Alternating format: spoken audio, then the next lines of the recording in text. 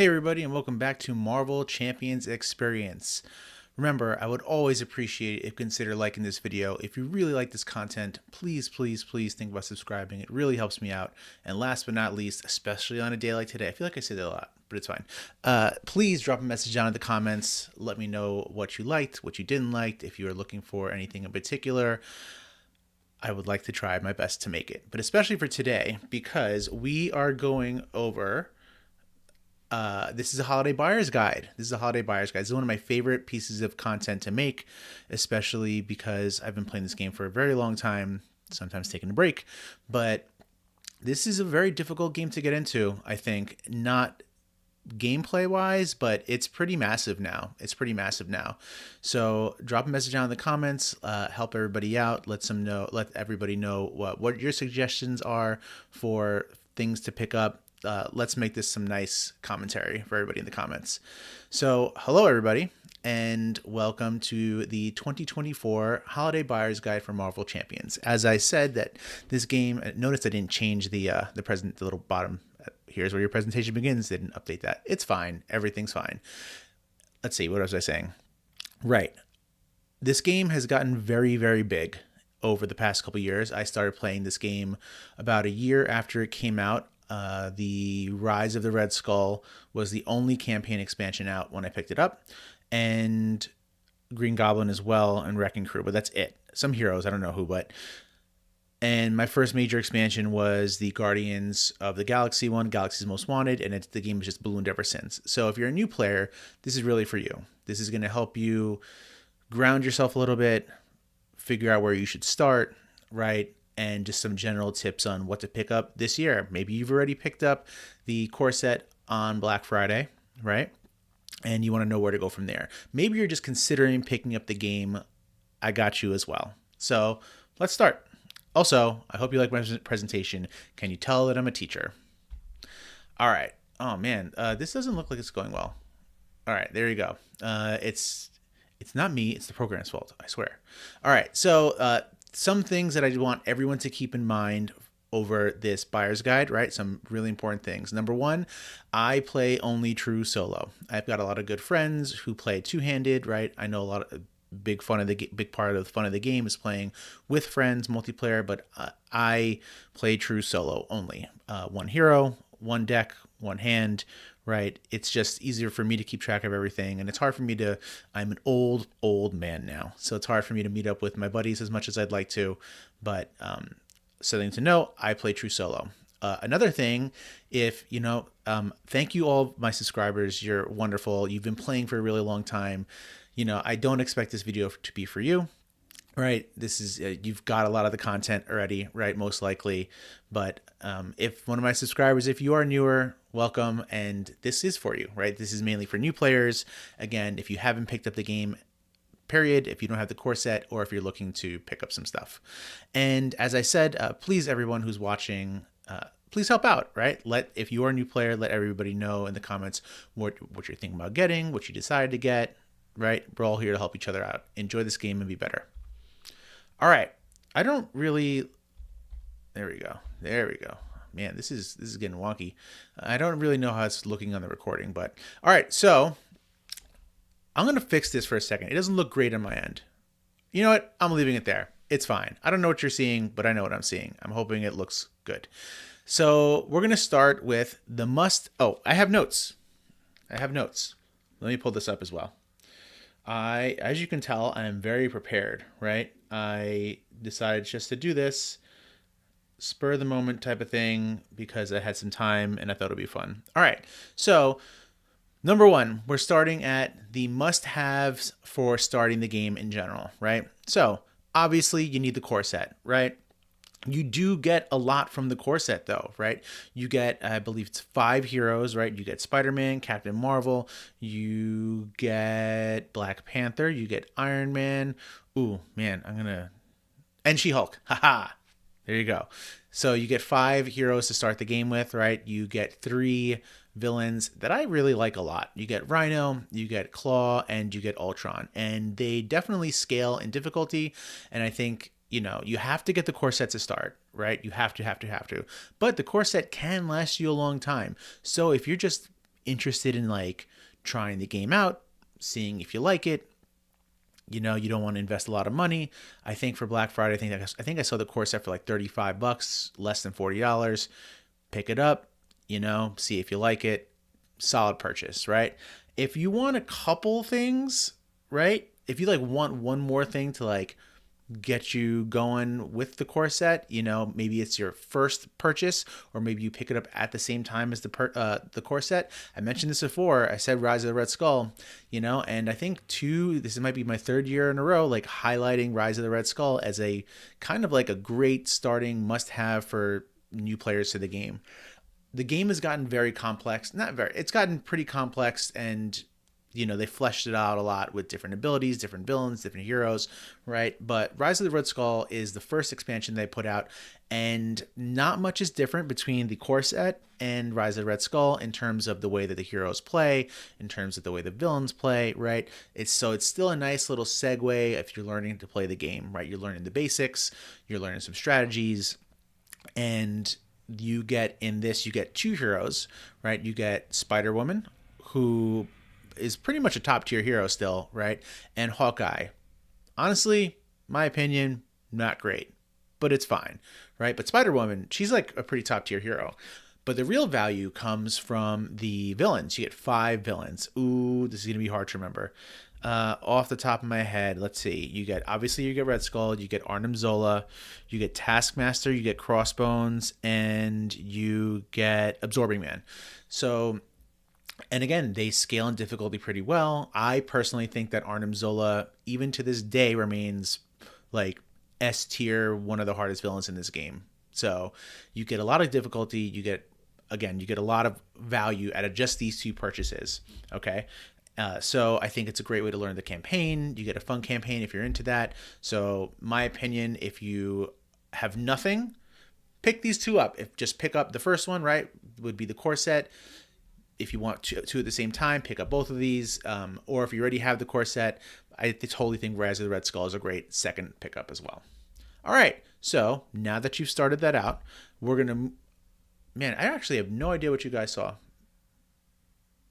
I'm kind of concerned now about what you're actually seeing on the screen. So I am going to open this up, and I'm going to do it this way. All right. Now I know what you're seeing. You have to be seeing the same things that I'm seeing. All right. So next I have expanding the roster, right? Expanding the roster. You've learned to play the game a bit. You are expanding your villains. You're expanding your heroes. You're getting a little bit more complicated.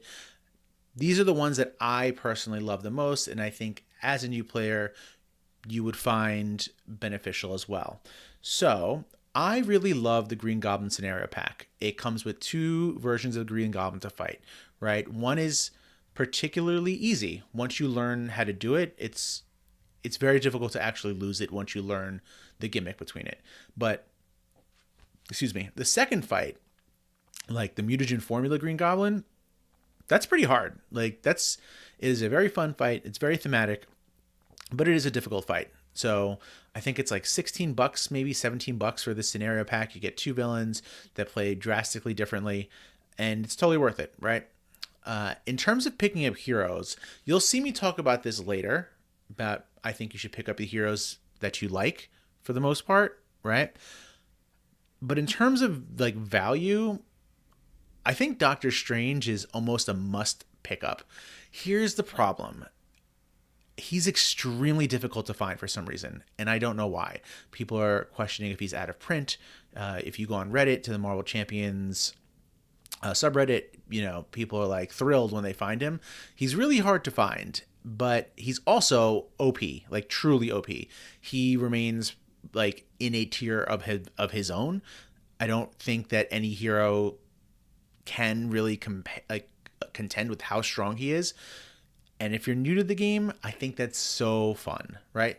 Everyone loves a good cheat code, and Doctor Strange is basically this game's cheat code. They designed him way too like strong, and sometimes it's fun to play an OP hero. Then, you know, I suggest that you go towards another campaign. This one you can totally go a couple different ways. I had one recommendation in the next slide, but I am going to go with Sinister Motives for a couple different reasons. Number one, I am very biased towards Spider-Man. I'm a huge Spider-Man stan. Have been since I was like 5, right? So this one was an easy suggestion for me. However, Miles and Gwen in this are also pretty damn strong. Gwen is debatably my favorite hero in the game.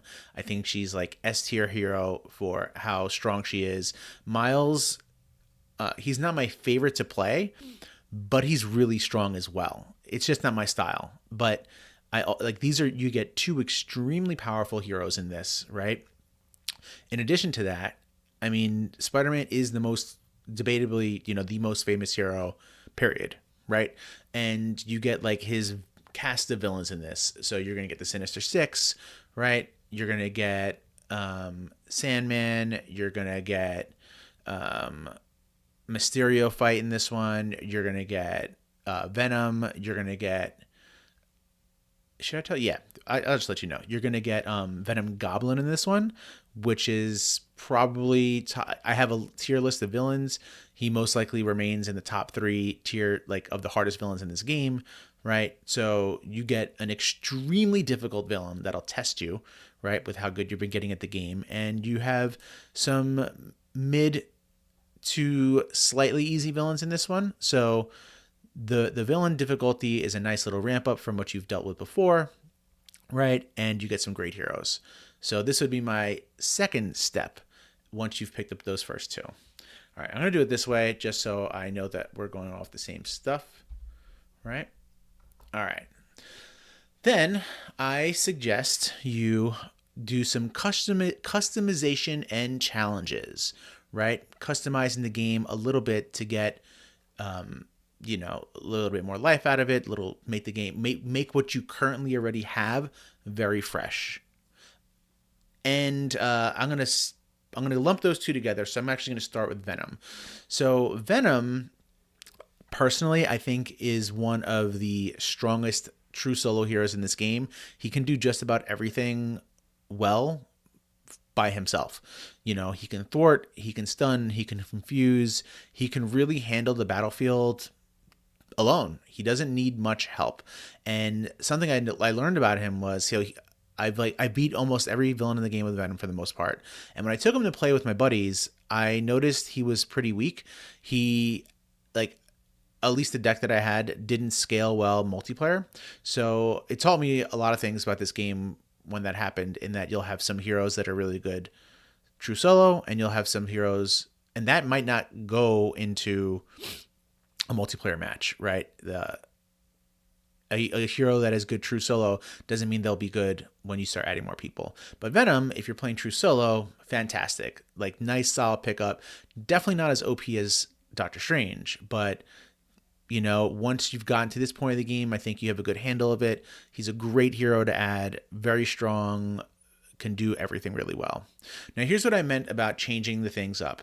The Hood, I actually don't love the Hood as a villain. I think, for me, what I love, my favorite part about this game is how quick it is to set up and tear down. The Hood makes it a little bit more difficult, just based on his specific mechanics.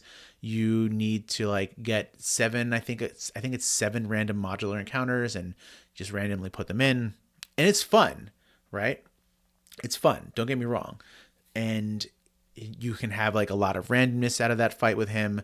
So he's a solid villain by himself, not my personal favorite, but the real value that comes in the Hood is the modulars that he comes with. I believe he comes with 13 extra modulars that you can add to every single villain fight in the game, right? So you get a new villain, and you get 13 new modulars to add to other villains to really just make the fights feel different. It will never be the same fight that you've had before. So the Hood really allows that customization to the villains in that way. I was going to suggest Mad Titan Shadow in the previous slide, right? But I do think this is where I want it since I'm talking about customizations and challenges. So the Mad Titan Shadow comes with probably my least favorite heroes in this game. And I'm actually going off the top of my head. I believe it was Vision and Spectrum. So let me go ahead and just fact check myself real quick. Mad Titans Shadow Heroes. Let's see. Nope. I'm going to have to type in Marvel Champions. I'm pretty sure it was Vision and Spectrum. Let's see. Is it Valkyrie, actually? No, Valkyrie came by herself.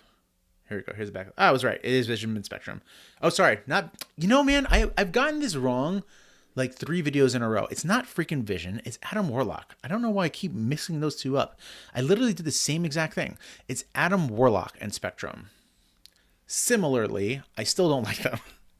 I think Spectrum is better than Adam Warlock, but in terms of customization, if you want to customize a hero, look no further than Adam Warlock. That dude has such a wild way to customize his deck. Basically, it's like you can use every aspect in the game, but you have to have the same exact number of aspects. So like you need like if you have like if you're using just 5 justice cards, you need 5 aggression, 5 leadership, and 5 protection, or 2 right? I don't think basic counts, but I don't remember. I don't use them a lot. But again, talking about customization, Adam Warlock will get you thinking about this game in a completely other way because you can customize his particular deck in any way you want. Spectrum she's gonna start branching you out into different ways to play the game. She's got different forms that she can switch into, which is pretty interesting. You know, again, they're not my 2 favorite heroes, but I think the real customization comes with the actual Mad Titan Shadow villains. So in this one, you get some solid villains. They're fine. You get a pretty decent 2 villain fight in Ebony. No, not Ebony Maw. It's whatever. Sorry, I'm not doing a good job. I've taken a hiatus from the channel for a while. Please bear with me. You get a really fun 2 villain fight in this game that they've retooled because the first multi-villain fight was the Wrecking Crew, and I don't love that fight. But this was their next foray into multi-villain encounter, and they're starting to learn how to do it well here. So you get a multi-villain fight. You get Ebony Maw, who's a solo villain, but he's pretty cool. He can be like the difficulty in him can ramp up a lot. Loki comes in this, and Loki is my top 3 of most difficult villains in this game. Right? For me, it goes Loki. It goes Venom Goblin. And who the hell else do I hate fighting in this game? Ronan. Ronan. So that's the 3-headed beast for me. And Loki is in this box, so you get an extremely like top tier, like ultra difficult villain in this pack. But you get Thanos. And Thanos comes with the Infinity Gauntlet. And the Infinity Gauntlet is it's an attachment, a weapon attachment that you can add on to every villain in this game and make them a bit more challenging. So you can fight Rhino with the Infinity Gauntlet. You can fight Red Skull with the Infinity Gauntlet. Like, and if you like, the reason why I really got into this game was just, you know, when I was a kid, I used to love, you know, reading Marvel comics and playing with my toys. And the idea of just giving the Infinity Gauntlet to all these random villains is just like this fun headcanon that I have. And it's awesome. It's really cool. So yeah, I think these 3 start to branch you out into seeing how the game can really be customized and taken at your own pace and just what it does for you overall.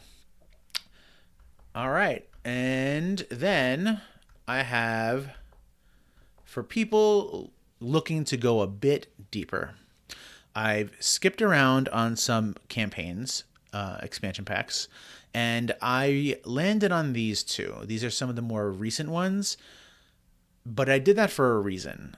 I think that these 2 most recent expansion packs are done extremely, extremely well. Truly, whether it be the heroes that they come with or whether it be the villains that they come with. These are just fantastic like content that you can get for this. Okay. So this is where I've skipped over Mutant Genesis, right? I understand that I'm passing on like Magneto with that one, but I really didn't love the heroes you got in that. I love the heroes that you get in this one, and the villains just back it up as well. Okay.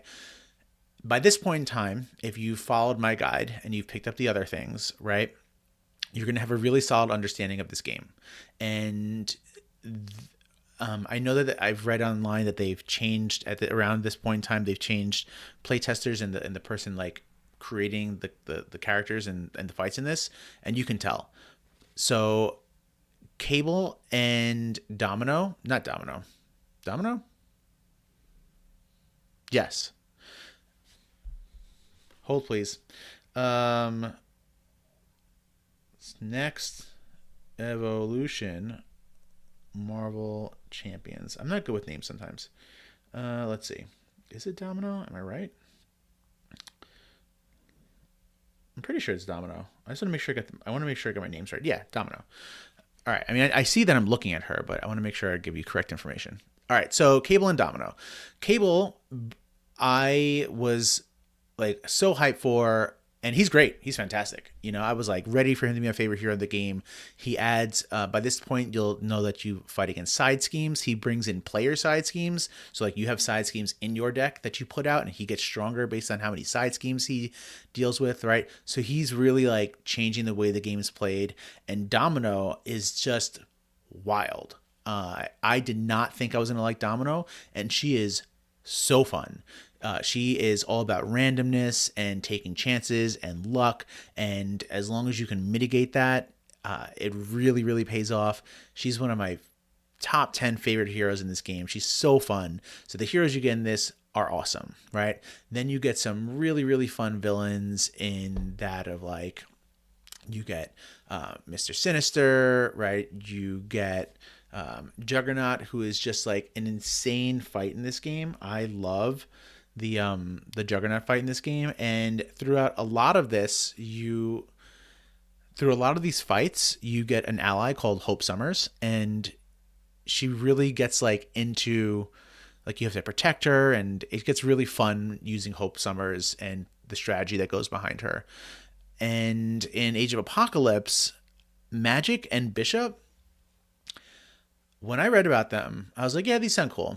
Actually playing them, they're like I find I don't know who's stronger. I love them both, and I love the playstyle that they use. So Magik has a similar playstyle to Domino in that like you can see the top card of your deck and manipulate it, and the way that she does it is just unbelievably fun, and just you have to like really know your deck and know your chances of drawing certain cards and pulling things out, and it just one like at this point in time, having played the other, if you follow the guide along, you're ready for like a new way to play this game, and she is it. You know, she's just super solid. She's super strong. She's fantastic. Love her to death. I have a deck ready to go with her. Like whenever I just want to play the game. That's how much I like her. Bishop, I might like more than her. I don't have the deck ready to go just because I needed those cards. But he is insane. He's insane. I've always played this game. I really like to play this game as safe as possible, which means I don't like to discard cards too much, right? Because I don't want to burn through my deck and get an extra encounter card later. However, Bishop was the first character that like got me into leaning into discarding cards, because basically he discards cards and can mitigate damage, and the way he does it is so fun and so strong. And I think I made a deck with like something like 15 resource cards in there for him, and it works really well. So they play Magik and Bishop play extremely like some of the most unique characters in this game, and they're really strong and they're really fun. Then you just get into the villains in this, and the first couple fights, the first two fights are it's like the same villains, but you fight them in different ways, which is really fun. You get Dark Beast in this one. You get two versions of Apocalypse, and one of the Apocalypse has different forms. And yeah, I love the Age of Apocalypse. Might be my favorite expansion set. Like after you've learned how to play the game, right, and then you can lean into this and just really have fun with challenging yourself, trying out different fights. But these two are phenomenal pickups every new player. And I would like to end with this, right? I'm not right. Like, everything that I've just said, I don't even know what the timer on this is. That's not right. These are just my opinions, right? I've never once said that I am the end all be all of this game. I'm just somebody who really likes this game a lot, right? Those are my suggestions. The number one most important thing to remember truly is to have fun, right? If you're getting this, that means you're into Marvel, okay? Don't just watch this video. There are tons and tons of great content creators out there, right? I've been doing a terrible job over the past couple months keeping up with all of the content creators just because life has been very, very busy for me. But Josh at Get Up in Games is always putting out amazing content, right? You have Web Warrior, I see on Reddit a lot, putting out amazing content, right? Those are just the two off the top of my head. There's a lot of fantastic content creators. Check them out on Reddit, right? See what they have to say. Okay. D20 Woodworking, awesome, amazing, right? So I'm not right. Those are just my suggestions, right? And I'm just someone who's played this game for a long time, and I'm just trying to help out. Okay. If you don't like anything I've said, great. Be thematic. Buy your favorites. I told you what I loved playing about this game was just using my favorite heroes and just messing around with them, right? If you love Deadpool and Wolverine, get Deadpool and Wolverine first, right? Who cares? Who actually cares? Okay. I think some accessories though would be another good way to go. So I truly think a game mat is like if you don't have one, a game mat really, really is helpful for this game. It's the first time I've ever bought a game mat and I didn't understand the point. And the way the cards feel on the mat, right, is really nice. They slide, you can pick them up. So a game mat I actually do think you can get for one cheap, 10, 15 bucks on Amazon. Super important, right? I also think that deck guards, like card sleeves for this game are really important, right? You're going to be shuffling these cards a lot. You're going to be touching them a lot. And, if you're anything like me, you want to keep them in good condition. So, I do think sleeving is a good option. And if you're just starting, you don't have to worry about, this is my top left picture, you don't have to necessarily worry about organization just yet if you're just starting. However, you might get there.